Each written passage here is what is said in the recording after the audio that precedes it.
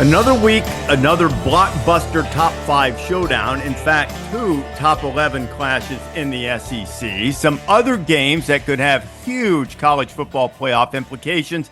And we go deep into the American. This is the College Game Day podcast, picks edition for Thursday, October 17th. A reminder, please subscribe to the podcast so you never miss a single episode, or you can download wherever you prefer to get your podcast or continue to watch right here on YouTube. We appreciate all of it. Rece Davis, along with Pete Thamel and Stanford Steve Coughlin. Steve, right here, I'm looking at the record. Not great on the podcast. You've been spectacular on College Game Day. But this past week, I'm reliably informed that we reverted back to the fridge days. And we had some leftovers out of the fridge. It didn't work out so well last week. Yeah, might have been worse. I don't think I had a winless week on the fridge. So yeah, we went 0-3. 3 Illinois up 27-3, giving a bunch. Yeah, that's a bad beat. You were on the right side of that one. Ohio State, I thought was the right side, and Penn State doesn't cover by a half point. So we're right there. We're good. It's part of what we do. Are you sandbagging us on the podcast like that kicker did to McAfee to get the extra 20 grand? Man, that was bad. That was all on Coach. Coach could have just said, nope. I'm shocked he said yes. Been the greatest of all time on the call. Oh, no. Spot. Throw a completion down the left side. Wow.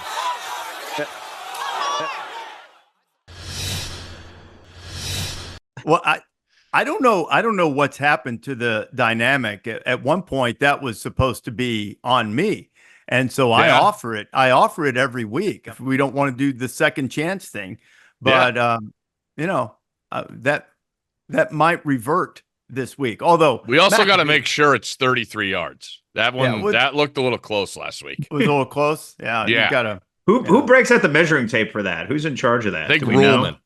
Okay, Ruhlman. All right. Ruhlman gets it off that tool belt he has walking around. I'm surprised. Mike Ruhlman is our stage manager for College Game Day. I'm a little bit surprised that he has anything other than a vacuum cleaner. There's not anyone I've ever met that enjoys vacuuming the way Ruhlman does. If Ruhlman sees a speck on his set, that vacuum cleaner is out, man. He's getting rid of that thing. We all have a lot of stuff in our backpack, but ask him to pick up his backpack one day. It's an absolute pile of cinder blocks. I've never seen a thing heavier. He's a big Husker fan. He's having a good fall. He's got a big week. Oh, he's gonna be very nervous about that. And you know what? In tribute to our College Game Day stage manager, let's just start there. Pete and I spent a great deal of time on the Wednesday edition of the pod, Steve, talking about the Hoosiers. The Hoosiers have yet to face a team. This will be the first team they face all year who currently owns a winning record. But they do have a veteran, experienced team. It's homecoming in Bloomington. Indiana's favored by 6 and a hook. We're picking winners here, but you certainly can point out how people who like to play games of chance would go. Nebraska, Indiana, clash of reds, red versus crimson and cream. Who you got? Man, this is crazy when you look at some of the numbers, guys. Like, looking at the numbers that people like to dabble in that. Nebraska's failed to cover in 8 straight games versus ranked opponents. It's the longest streak in FBS. And Indiana's covered 3 straight at home, and they haven't covered a 4th straight since 2011. So there's a lot on the line from the wagering aspect. I do love the matchup because they're both off a bye. Indiana's been very, very polished. I was actually watching their tape this morning against Northwestern. Good God, that looks like they play at Woolkid High School when you see all the red on the other side of the field. That I've seen people reference it as the practice field. But no, as good as Indiana has been, I feel like Nebraska has more to prove here because of the namesake Raiola and what that step they're trying to take.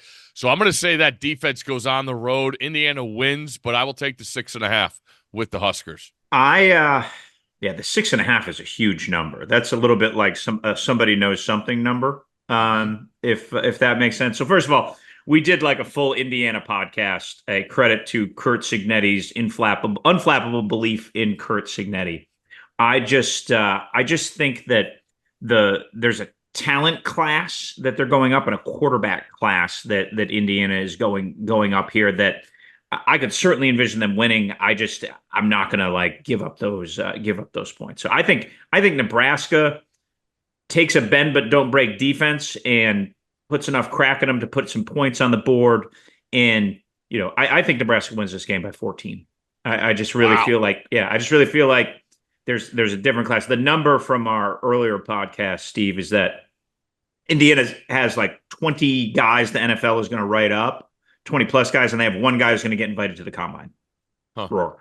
So, and again, Surratt's good, Fisher's good. They have some younger guys who may not go to the draft, but like, there's just like a lot of good old dudes who are sound and solid, and maybe that wins you a home football game against equal talent. But I just feel like Nebraska's defense is unlike anything that Indiana's seen, and the quarterback is drastically different than anything Indiana's seen. So, I hope it's a heck of a game though, and what a moment for that school. Awesome. Black shirts, to your point, black shirt defense of Nebraska, giving up only 68 points this year, and a couple of guys, including the punter, were awarded black shirts this week, including Sierra Wright, a former actor, former Trojan. Tommy Hill should be able to play for the Nebraska defense, so they've got reinforcements coming. But Nebraska's turned losing this type of game into an art form over the last number of years. If there's a way to lose a close game, two teams have proven they'll find ways to do it. Nebraska and Iowa State, who Iowa State might be shaking out of those doldrums since they won a close game and looked great, but I digress. I think it's too many points also, but I'm going to take the veteran quarterback against a freshman quarterback who's sensational. I'm going to take the nation's second highest scoring offense and the fourth most productive offense against a Nebraska defense that's very good. Shut down Shedeur Sanders in Colorado. I know. Emotional game at home versus going on the road. I'm going to take Indiana, but if I were trafficking in such things as points, I probably would be too hesitant to give the 6.5. But I'm going to take Indiana to keep this roll going, get to 7-0, and first time since '67 that they've been able to start that well, and that's where we'll go. Let's get the game day bus pointed to Bloomington then, Rece, right? If they can remain undefeated by the time Michigan comes to town, that is probably a possibility. I won't say probability, let's just say possibility right now. On the subject of game day, we are headed to Austin. The headline game of the week is Georgia and Texas. Pete, I promised you on Wednesday's podcast that I would give you a little note about what Texas is facing. Poor old Georgia. Oh, they're talking awful about Georgia. I'll let you make the pick first, and I'll hold this little nugget until I make the pick. Texas, Georgia, primetime ABC, number one team in the land against the Dogs. Who you got? So I'm going to go with Texas here for a couple of reasons. One is I've just been generally disappointed with Georgia's defense. Like, they've just been gashed at times this year. Mississippi State scored way more points than you would have expected last week. What they ended up with 31? Was that the 31? Yeah. They gave 31 in that game. And I just expected, considering the talent class on that unit, I expected more from them. We've been waiting for the Carson Beck signature game, and his resume is without signature right now. I have a hard time believing in this on this stage is when all of a sudden it all comes together for him. The game plan for Georgia to win this game would be to pound Texas on the interior and pound the ball patiently up the middle. I don't know without Tate Ratledge, their star guard, they can do that. So Ewers didn't look great in Red River. And so there is some concern there if you're going to take Texas. He just didn't really chuck the ball down the field. There may still be some lingering stuff from that oblique. We'll see. But for now, I'm going to go with Texas, which I just think has been more productive, performed better, and in a different talent class. I look at Texas and I get what Pete's saying and nitpicking, what Ewers look like. I also think about the situation they were in. That's a starving rival they were going up against. That's a damn good defense. Mm-hmm. And I thought Texas showed me a lot. That it was 3-0, I believe, at the end of the first quarter. They're down. It could have been a lot worse. And that's because of Texas defense rallying. The problem I have is Texas hasn't faced anything like this talent at the skill positions that Georgia has. And when you look at Carson Beck, what's it going to be? The first half versus Bama or the second half against Bama? I think it's a mix. I think the run game will keep them balanced. I believe Georgia's going to be in this game all night long. And it's real telling when the hooting and hollering that Kirby's going to do on the sideline, he gets amped up. And I feel like Sark, he probably won't be able to wear his shades for the night game, but he'll be calm, cool, and collective on that other side, totally comfortable in a shootout, have everything dialed up. I'm going to say Texas wins by a field goal, so I would take Georgia with the points. I agree with what Pete said about Georgia's defense. Their missed tackle percentage is un-Kirby Smart-like. As you all saw, Kirby Smart gave a shove to Mississippi State quarterback Michael Van Buren, and while he apologized for that because he didn't realize, I think, who he'd made contact with, I'm sure he would be delighted if the Dogs would make contact with the quarterback a little more often. They only have 11 sacks at 77th in the country. Their pressure rate is average. Sack percentage is below average. So I think he'll have the Dog defense revved up and ready to play. Here's the nugget I've been waiting to deliver to you, Pete Thamel, and Steve alluded to it in some regard. Now, this is not to imply that Texas is not excellent on defense. They are. Mm-hmm. But it's also fair to point out, in their games against Power 4 opponents, they have faced a former walk-on quarterback making the second start of his life and 2 true freshmen. 4 of their 6 opponents have passing offenses ranked below 100. And the best passing offense they've faced this season is UTSA. Let that sink in for a minute. So while we're saying this and that about Georgia, well, Georgia, some of their stats are going to be a little bit off because they played Clemson, they played Kentucky, which is terrible on offense, but has a good, solid representative defense, and they played Alabama. So it's a little bit different for them. This is also a series with a history of first and last. Tom Landry's final game as a Texas Longhorn came against Georgia. Darrell Royals' debut as the Texas head coach came against Georgia. Fran Tarkenton put himself into the game for the first time in his career against Texas. Georgia cost Texas a national championship in 1983 by beating them in the Cotton Bowl. There are firsts all over the place. So Pete Thamel, you're telling me that you're looking for a Carson Beck signature game. You're waiting on this. You want him to win. Well, you know where you're going to see it, Pete Thamel? Saturday night in Austin, Texas. Poor old Georgia. Everybody's loving Texas. In the immortal words of Larry Munson, hunker down one more time. I'm taking the Dogs. I'm taking the Dogs. All right. For all that energy and great Larry Munson impersonation, Will Muschamp shoving the Mississippi State quarterback as a teach tape is really my takeaway from there. It was Kirby. It was Kirby getting it. Here's the thing. On a side note, how is Michael Van Buren, the Mississippi State quarterback, how is his nickname not the president? Because I always want to say Martin Van Buren every time I say it, or reference the Seinfeld episode with the Van Buren boys. Remember it was like a gang or something that Kramer ran afoul of, the Van Buren boys. So we've got 2 Texas, 1 Texas close, and I'm going to take the Dogs to pull off the win on the road. All right, Rece, I like it. First time in 49 games, Georgia's not a favorite. Wow. Poor old Georgia. Wow. Poor old Georgia. Third Saturday in October, as dictated in Leviticus, and should never be changed by the SEC or anyone else.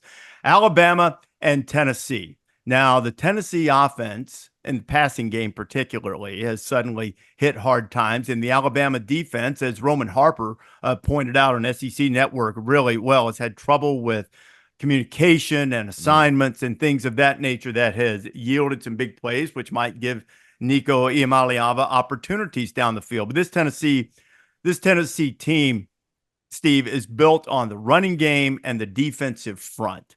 So What do you how do you look at this game? Yeah, I look at first off Bama last week. I know everybody's in a tizzy because it was a close game. Went up 14-0. But as you pointed out, and Robin did with the secondary, it's self-inflicted. Lack of communication, I put that on themselves. Milroe at the end of the half, you cannot have those mistakes. I mean, you have a kid like Kennard, 2 feet to your right, and he never even saw him as he's processing and takes the safety. And then before the half, you can't throw that ball in that window in the time and circumstance that he did. And it totally flipped the game. And then, they get 5 points there. Alabama comes out second half. South Carolina puts together their best drive of the game. Boom, we got a ball game.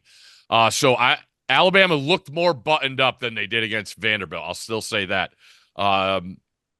It's interesting to see when you talk about talent. People would talk about their linebackers on their defense. And when you think about what Alabama looks like on the road, the last time we saw it was Vanderbilt. Tennessee has missed the shots. I didn't understand the play calling when they got the lead and started airing it out again. So I think Heupel's got to come back to his grips. He'll be amped up, obviously, knowing what's at stake here. I don't love the game at all. I would lean towards Tennessee plus the points at home. So my analysis of where Alabama is Right now is going to just be a reminder of what Alabama isn't. It is not the Nick Saban, Darth Vader marching forward emotionlessly and, playing the sort of bloodless killer that they played for basically a decade, right? Mm-hmm. Kalen DeBoer is just a totally different style of coach. And if you look at who they hired, this is actually who they hired. They hired a guy who figures out how to win games and often wins them as a high wire act. If we go through the end of this, that sun-kissed Washington season last year, right? We have touchdown game at Arizona. We have that wild midseason game with Oregon where Dan Lanning over-gambled.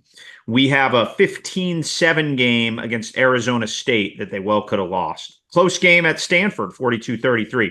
Shootout with USC that was kind of wild. 7-point game against a very good Utah team at home. 2-point game in Corvallis against Oregon State. 3-point game where they had to call Rece's favorite play call last season, the fourth down call on their own 29 to go down and win the game. And obviously then 1-score games against Oregon, Texas. So all I'm saying is this is just going to look and feel different. And the personnel on defense, because of defections and other reasons, isn't what it was going to be. And nobody called this better than Nick Saban himself, who got criticized at SEC Media Days for saying that Alabama's secondary is a concern and why he's not picking them to win the SEC. And not surprisingly, Nick Saban knows a lot about football. So again, the Kalen DeBoer era, I feel like, is going to be fine. I just think we've been reminded it's going to look and feel different. And right now, with the way college football has changed and the bottom of these leagues moving up because of the portal, it's going to be a different kind of fight for the tie. So all that said, I'm taking Tennessee. I think all of the things that you guys have said sort of echo the way I feel about this. The difference in Alabama's best chance is Jalen Milroe. For as talented as Nico Iamaleava is, Milroe's the better quarterback in the game. He is the guy who can erase mistakes. So too is Ryan Williams. Alabama has a lot of those guys. The biggest factor in this game to me is, can Alabama's offensive line dent into Tennessee's front? I'm not sure that I believe they can. Alabama's offensive line has had some notable busts.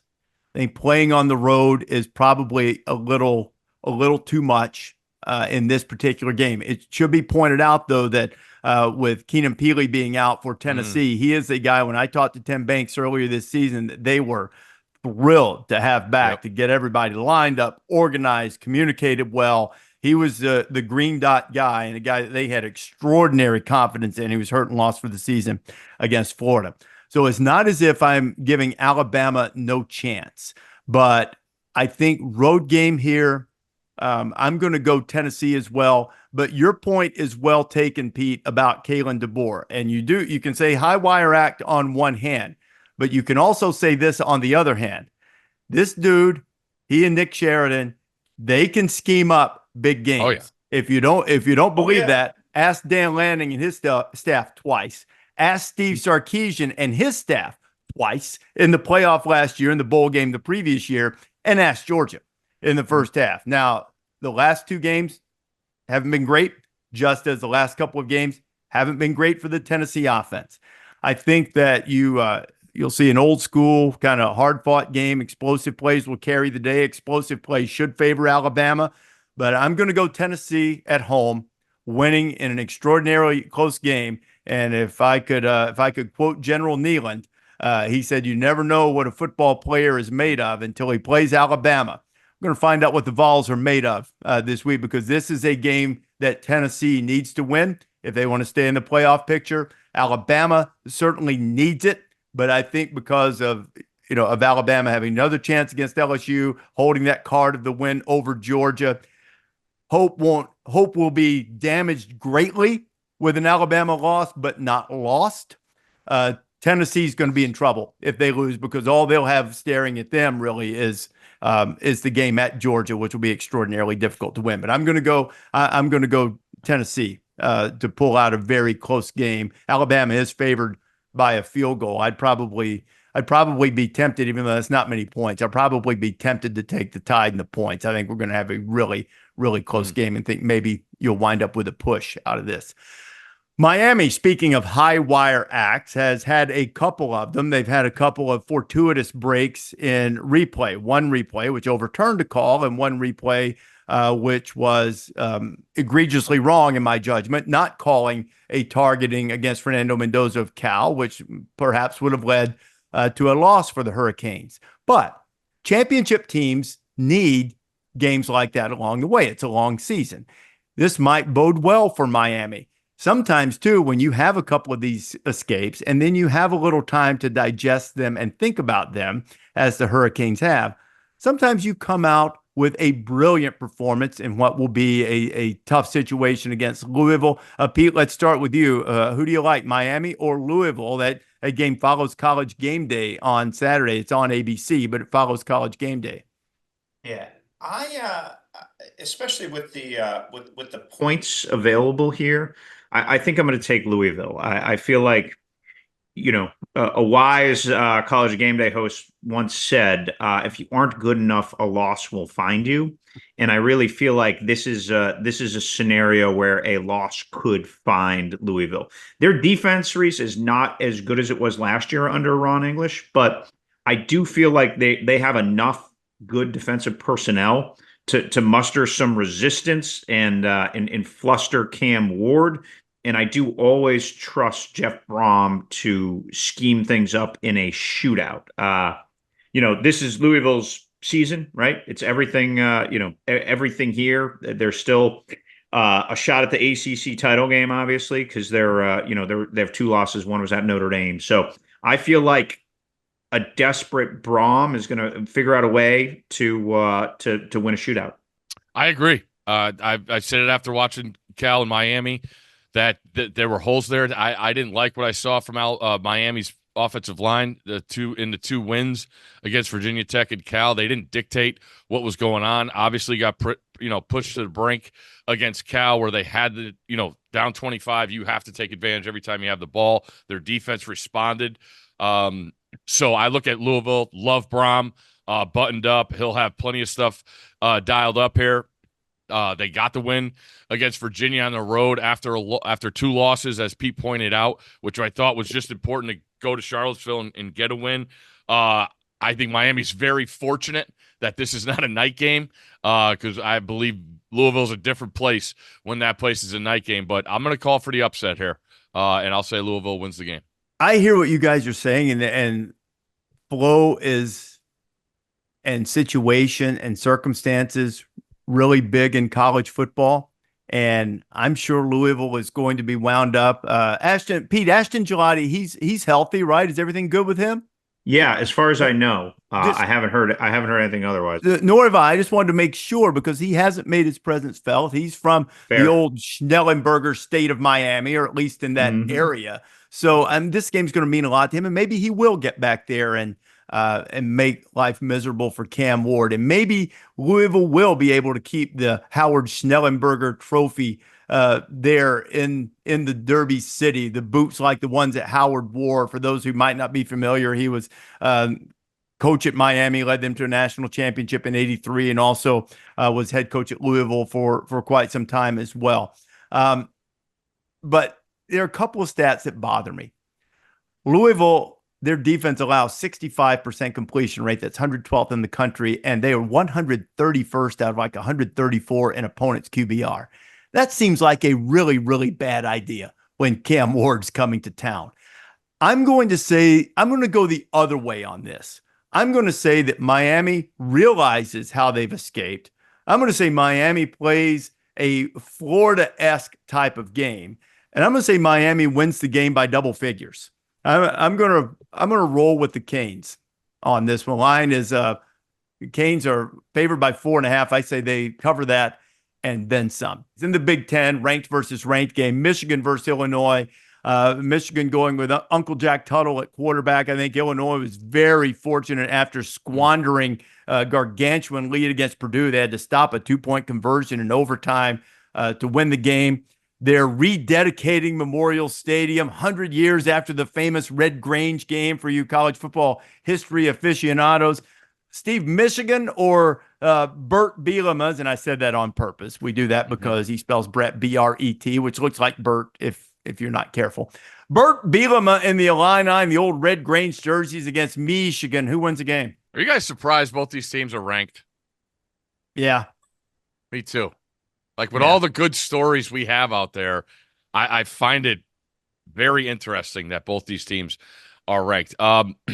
Listen, Michigan didn't look great, but Tuttle did give them something, a threat of downfield passing against Washington. Their defense was the one, and that's what I thought they could rely on going to Seattle against Washington, and it didn't happen. Illinois is a funky team, man. You mentioned it, up 27-3 last week, and couldn't get it going. It's basically a pick'em game. I believe that Michigan's stature from last year is still overhanging. I'll take Illinois at home to win the game. Altmaier's been good when he's had the balls. I want to say it's his best season statistically he's had as a quarterback, and Michigan hasn't done well as a favorite this year, so they're still -1. I'll take Illinois to win the game. Somehow Illinois has the country's number 77 rush defense and they're number 33 in scoring defense. And their passing defense isn't like elite either. It's pretty good, but not great. I mean, look, if you can't stop the run against Michigan, you are not going to win the football game. Yeah. Right. It's like it's very simple. And I would think with again, Uncle Jack Tuttle, as Rece just picked up the nickname there. I stole that from somebody. Somebody else wrote that. I don't remember who. It's appropriate. Yes. Didn't he back up Michael Penix at Indiana? Yes. After starting at Utah. God knows who he backed up there. Alex Smith, I think.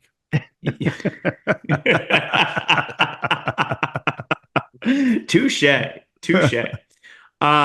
This will not be a pretty game of college football. That is the one thing I am certain of. This is going to be, I guarantee the sky is going to be gray. It's going to be a slobber knocker. It's going to be Big Ten weather.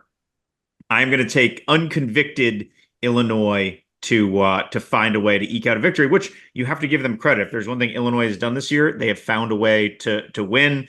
They figured it out against Purdue after giving the game away. They figured it out against Nebraska in overtime. They figured it out against Kansas. So there's something to be said for that. So, you know, the Burt magic combined with the home field advantage, we'll go with the Illini.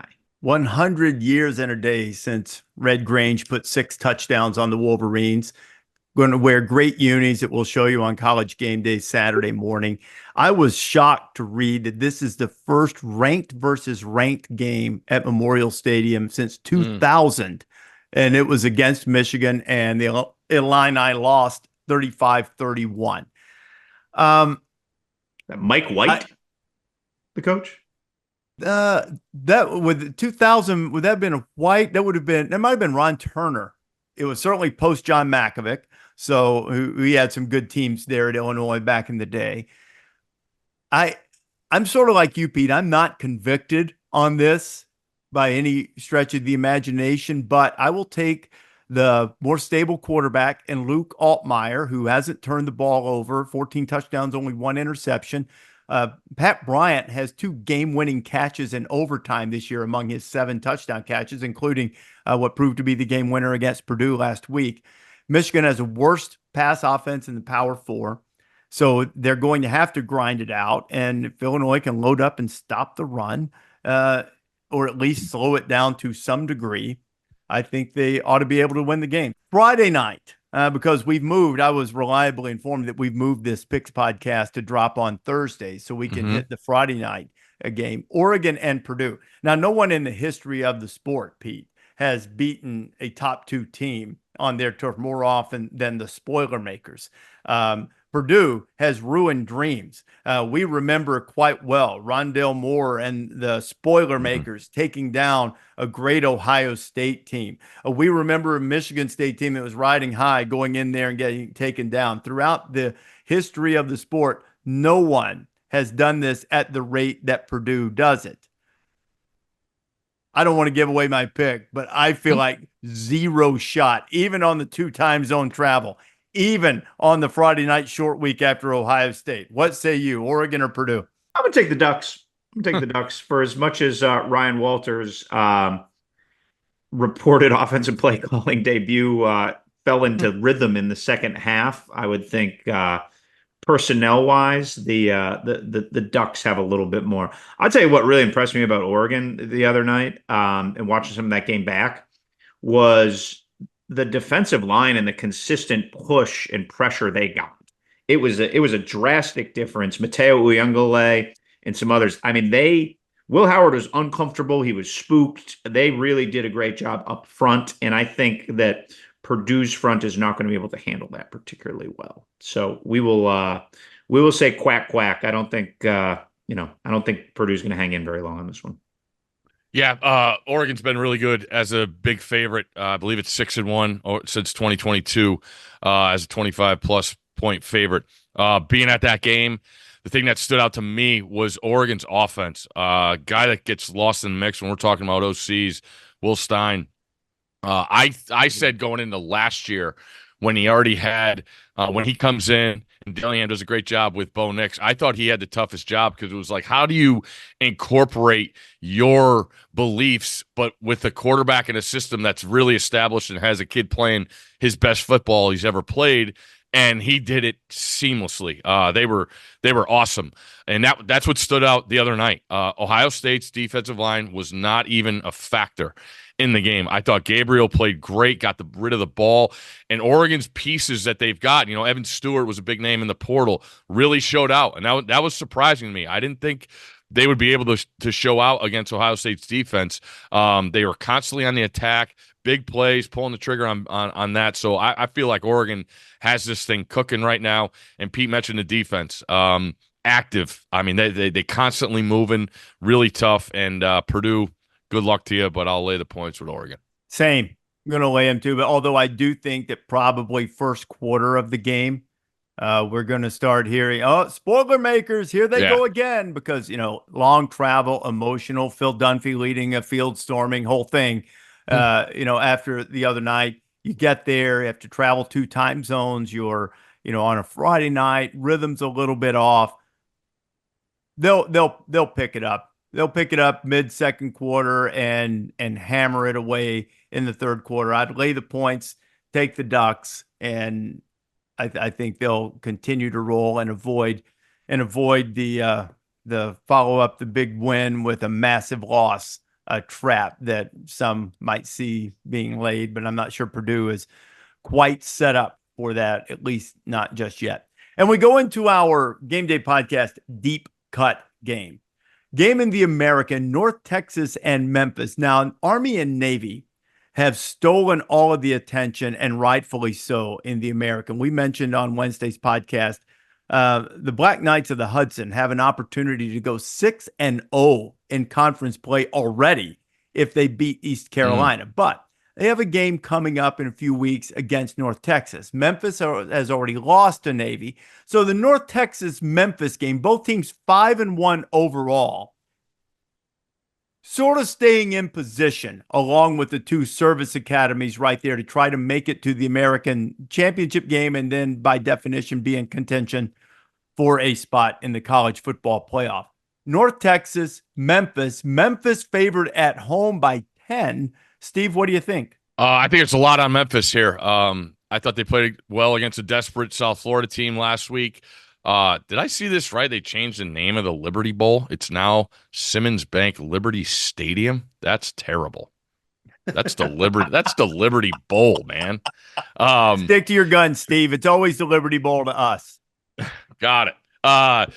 No, it should be a really fun game, though, too. Both offenses could score a ton. They're known for their offense, Hennigan and Morris.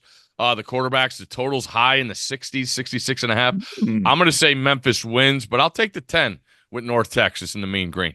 I'm definitely taking the 10. Hat tip to Chandler Morris, son of Chad Morris, former Arkansas SMU head coach. Kind of had a little bit of vagabond career, right? Started Oklahoma in the COVID year, went to TCU for a couple of years, never kind of found his footing. Some injuries, got beat out. Went to North Texas. It's all clicked, especially lately.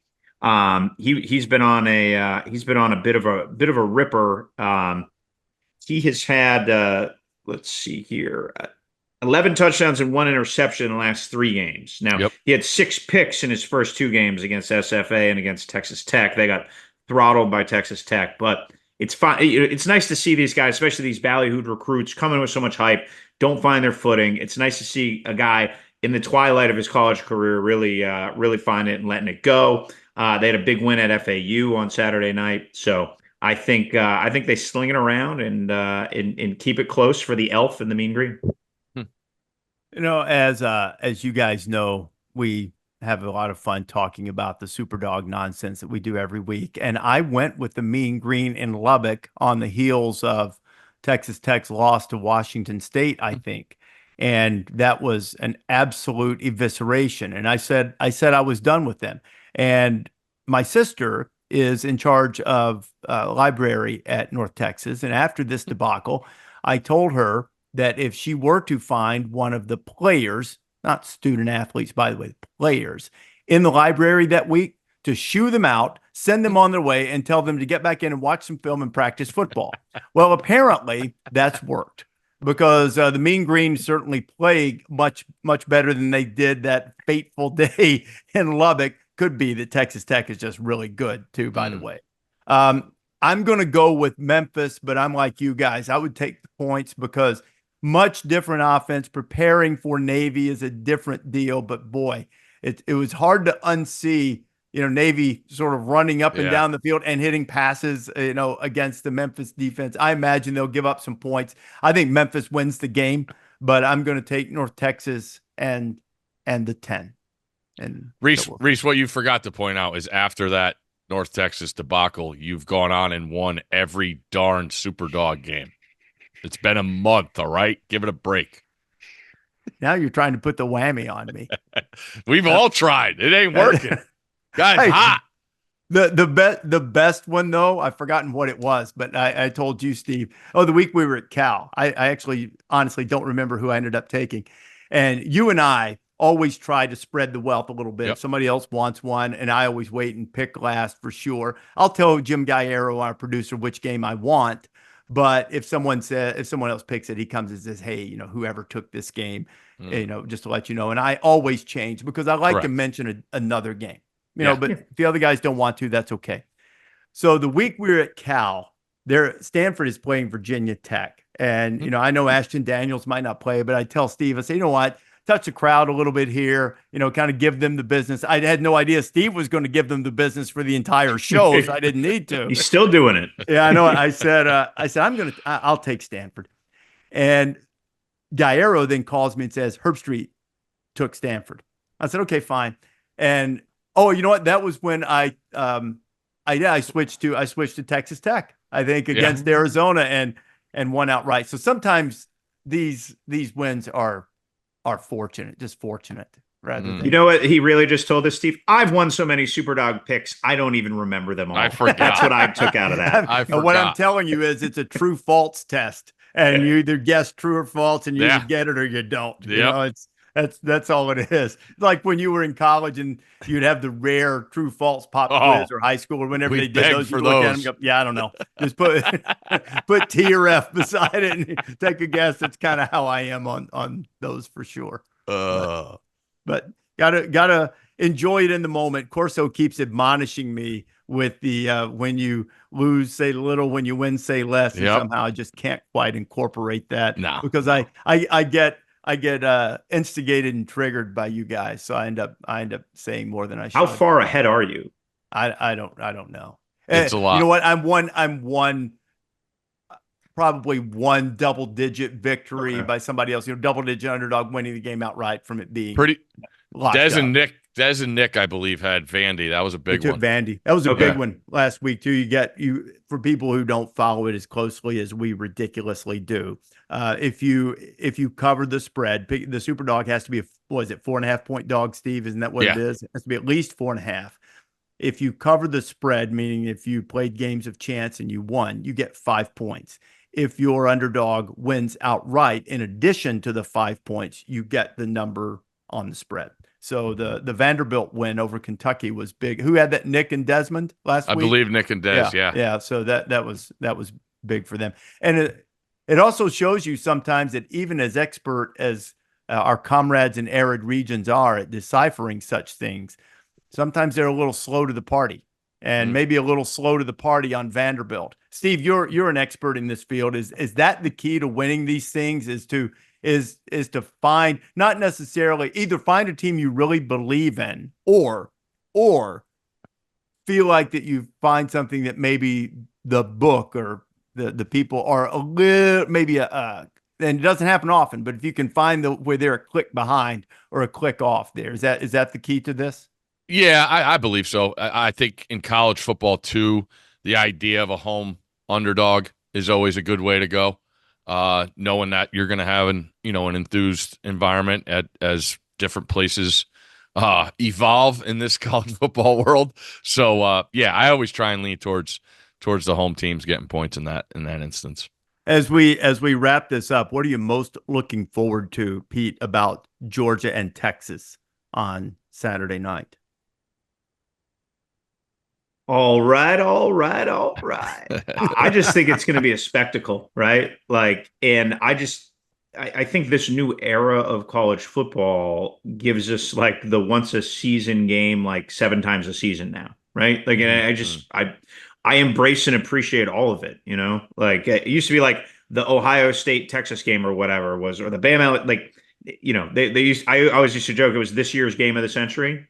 Well, now we have like 5 games of the century this year. And so, so I don't know if there's like a particular aspect of it that I'm excited to see. We've been around both these teams this year, so there's nothing like novel or new. My challenge would be to see if Texas is a little less wine and cheese maybe than their fan reputation has given them over the years. Like they don't quite have that SEC angst in their crowd in the big games I've gone to over the years. So I'll be interested to see just what the environment's like. Yeah, I'm just happy it's not going to be 100 degrees. That's first and foremost. Knowing we've all spent time in Austin and some sweltering days, but just the idea that Texas is the favorite and Georgia's the underdog for the first time in 49 games. Good uniform game. I think Texas's game atmosphere has really, really improved.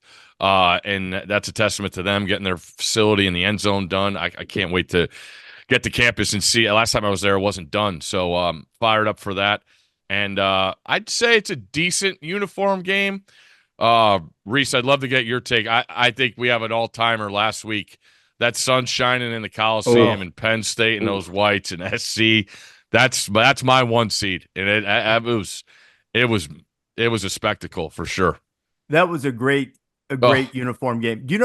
I know this is not popular because the Texas colors are iconic and everything about their uniforms great except one thing. I don't like the fact that they have Texas spelled out above their numbers. I don't need that. I know who you are. Now, if you want to, I accept the little near microscopic agate type font if you wanted to make it Texas. I would just prefer to see the Bevo head, right? I know who you are. Yeah. I see your helmet. I don't need to see Texas. I feel the same way about Oklahoma's. And, but Georgia's got great unis. Texas, with the exception of that, great unis. But that Penn State, USC, can't beat it. Who's the ones who has the best uniforms in college football overall? Number one, no groups. If you had to pick one, I'll tell you, mine's USC. Yeah. I mean, and when it was several years ago now, but they got the stripe. They put the stripes back. Yep. That put them over the top. It's on the shoulder pads. Tremendous. Best uniforms, I think. And that's the thing is I try because I go both home and away. And those two, Penn State and USC, there's not a drop off on either. Yeah, I'd like to zig where you got from the zag here, but nah, I like those two. I could maybe say Penn State over USC if I was trying, but those are that game. I was sitting in Salt Lake at the airport. It was up on, and I was just it was majestic. You couldn't take your eyes off it. That's the thing. And even the teams that come up with the alternate uniforms, I'm not a fan of, except for Oregon, because Oregon has a look. Even when they do different colors, when you surf through that's Oregon. Sometimes teams wear these alternate uniforms. You don't know who it is. When you see SC, when you see Penn State, when you see Michigan, when you see Alabama, when you see Tennessee, see Georgia, you know who's playing immediately. And that's part of the tradition that we will fight to save. Enjoyed the Picks podcast. Thank you for listening. We appreciate your support of the College Game Day podcast. I ask you to subscribe so you never miss an episode, or download wherever you prefer to get your podcast. Great weekend coming up in Austin. Eminem, Sting, F1, College Game Day. We'll see you there.